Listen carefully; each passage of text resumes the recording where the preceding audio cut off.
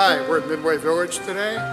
We're filming the Great War, World War I. This is the inaugural event here. The museum staff has been very positive. They hope that this is the start of a long engagement here. They've built trenches. Good morning, my name is Heller Armbruster. Welcome to the first annual Great War event at Midway Village in Rockford, Illinois. Our mission here is to recreate the Great War with reenactments, living historians, and we want to be the largest public World War I event in the country by the centennial next year, which will be 2014, 100 years since the start of the Great War. The stories we tell here at Rockford span the whole duration of the war. We give an example of what it was like to fight in that war, trench life. We recreated a trench on the battlefield, and we span the entire history from 1914 to 1918. So if the public comes and sees this, there's lectures going on of things that were going on in the world at that time, and you get to see battles and skirmishes and how soldiers fought and lived in the trenches during that time period. So the whole weekend, it's an event Saturday and Sunday at Rockford Midway Village, and this will be an annual event. And we're proud to tell the history of the Great War. Over 20 million people gave their lives in that war, and it's a pleasure to be able to tell this story here and keep that history alive. We're very important to the history of our country.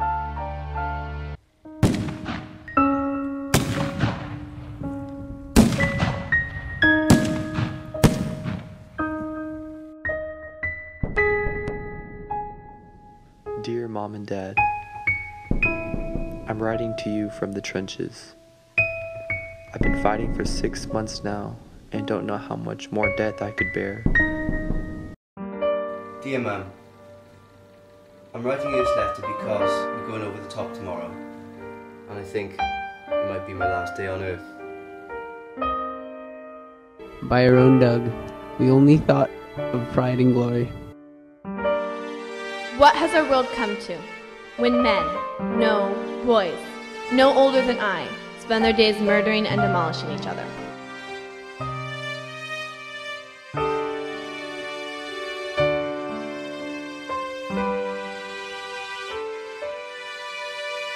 I don't feel any pride in fighting or dying for my country. Things haven't been so bad lately. It's been quite boring, not much going on.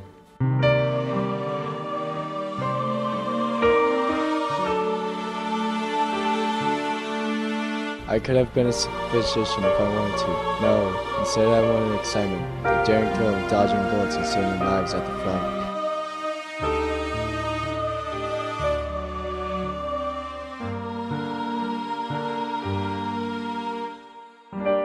All day long, I see people dying, thinking, am I next? Will I be alive tomorrow? It's freezing here, really cold.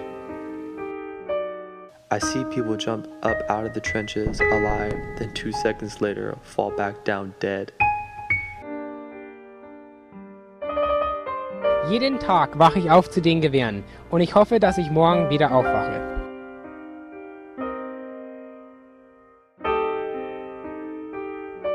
The food isn't so great either. There's only so many cans of bully beef you can eat, and stale biscuits. We have been shelled for days, and each time one hits a man, I see them die. It's as if my mind gets further and further from the way it once was. I can't believe I'm here to see every morning, wondering if I'll wake up tomorrow. Pray that the war is over soon, and I'll be able to return home alive. This place isn't very nice. Death is all around. This war, I feel it has broken me. Only the other day, we lost about half our men in an attack. I was deployed to the front at Gallipoli. It scares me to know that I have killed many a time then, and that I will soon kill more. We won, but I don't feel victorious. I haven't been able to wash in weeks. Lice are a really big problem, especially in the uniforms. We have to use a candle or a match to get rid of the lice sometimes.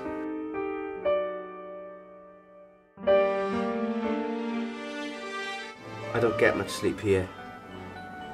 I can't, it's always so cold.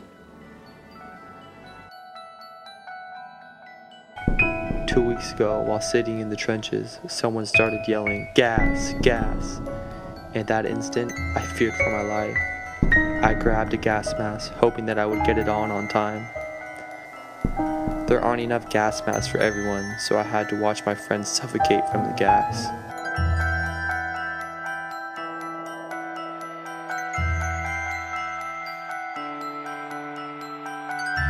It's the generals I can't stand.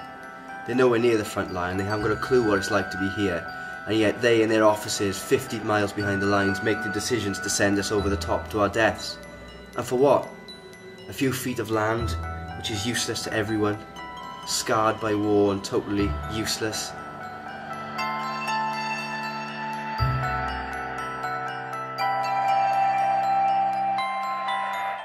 It is when I see this transformation I hate our country.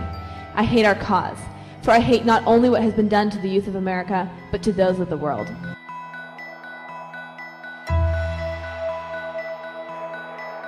Perhaps the worst thing that I heard or I've seen was after the gas attack the other day. The sound of the men howling, my friends, after inhaling some of the gas, burning their lungs from the inside. I think it was even worse than the machine guns. I watch as my comrades and countrymen are mowed down by machine guns in a spray of blood and bullets, and I think maybe they're the lucky ones. I remember how enthusiastic I was at the start of the war, signing up for king and country, to do my duty, to do my bit, to be a hero. But the more I think about it, the more I think that I was foolish. How could anybody see honour in this?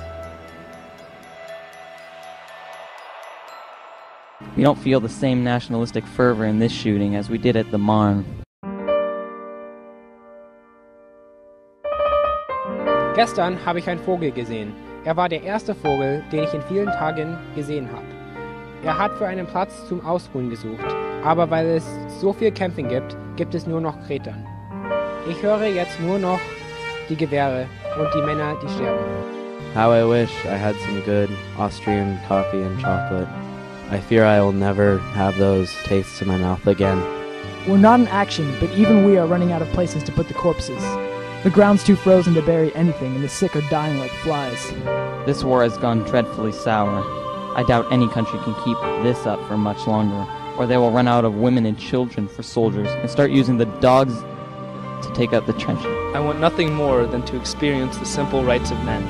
I want to have my own children and watch them grow. I want to tell my wife I love her. I want to know that I did not die for nothing. Dieser Krieg sollte bei Weihnachten zu Ende sein, aber es sieht so aus, als ob er viel länger dauert. Maybe I'll never be a hero in the conventional sense. America is honored in a different way. The trumpeting cries of bullets herald his arrival. The urine-soaked mud is cape, the trenches his domain. There is no glory or revenge here, only rats, lice, and death. Now I know what war truly is. War is hell. Please pray for me. Think of him well. He died for his country. There can be no greater honor. I am Mihala, another man, never to return.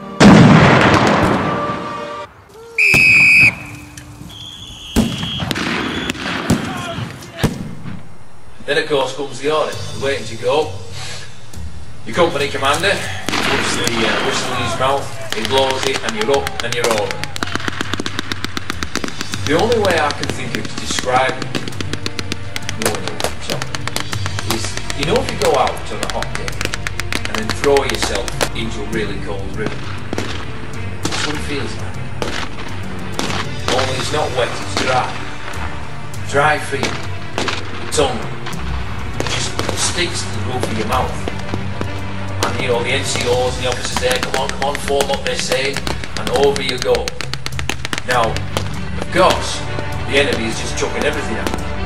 So you've got machine gun fire, shells of all types, high explosive, shrapnel, grenades, all sorts coming right at you. It's basically like the whole air is just full of bits of metal being chucked straight at you.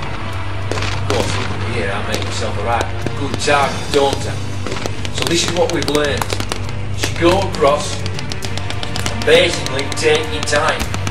Don't go too fast, don't go running off saying, right, I'm going to get that German, I am. Because you'll be head out straight in front of everybody else. You might turn around and find yourself got completely lost. Keep up with everybody else. Don't go too fast, draw attention to yourself. Keep as low as possible. Try to protect all the areas that you can. Do yourself a big side on, get your head down there. And use every cover that you can. See a bit of cover, use it. If fire's too intense, lie down on the ground. And then wait, and then get up and move on. These are all things we've learned.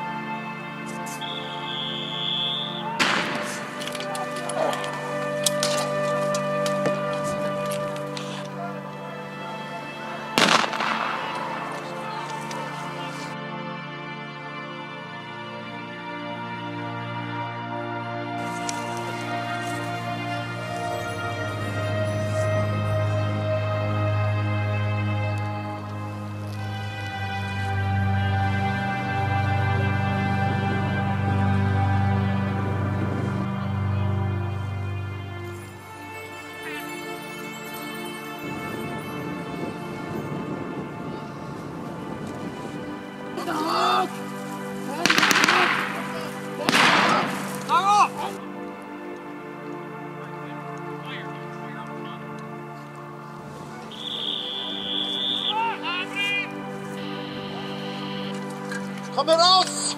Hand hoch! Kom raus! Nein!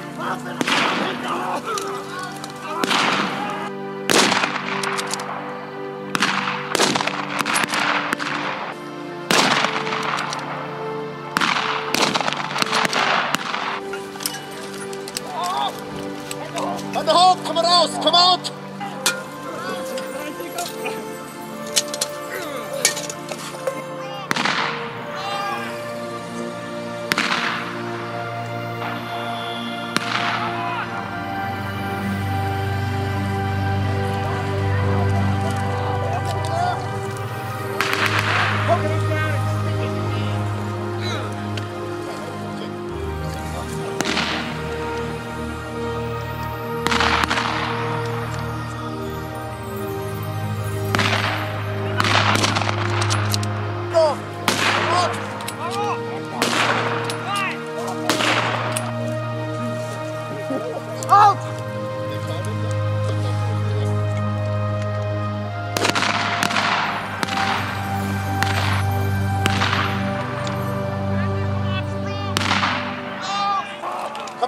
Kommt! Schnell!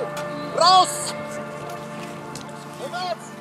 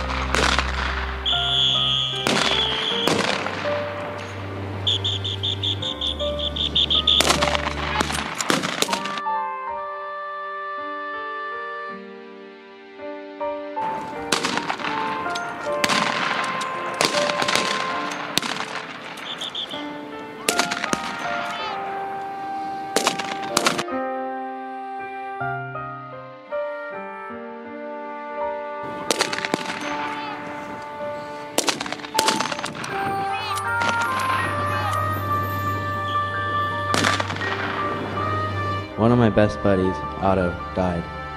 It was horrible. He and I were crawling through the trenches, and he lifted his head up to check on the enemy. And just like that, he fell right back to the ground next to me, with a bullet through his head. Shells have been going off all day and night, but we were used to that. One happened to find its way right into Javet's lap. We woke up with his legs across the way and his guts hanging out of his belly and mouth. It's a shameful miracle he was even alive for the several seconds of horror we all shared.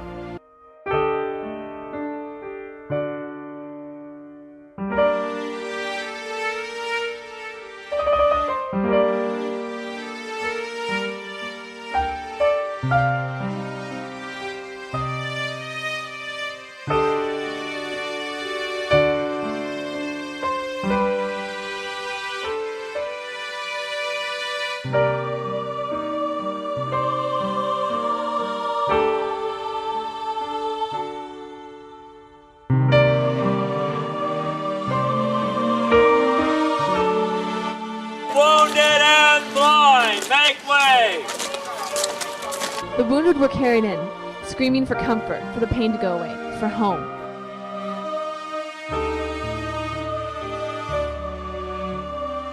Walking wounded and blind, make way! Walking wounded and blind! There was nothing I could do but hold their hands and try to be of some comfort. Never have I felt so helpless. The pride of our country is not worth the lives of our men.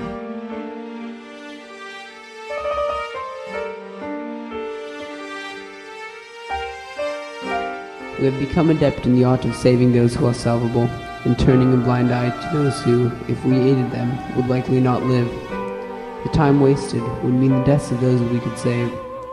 We label the wounded into 3 groups: those who we can save, those who we cannot, and those who do not need our help. I am sure this saves many lives, but it is an awful burden on one's conscience and soul to look a wounded man in the eyes and turn away.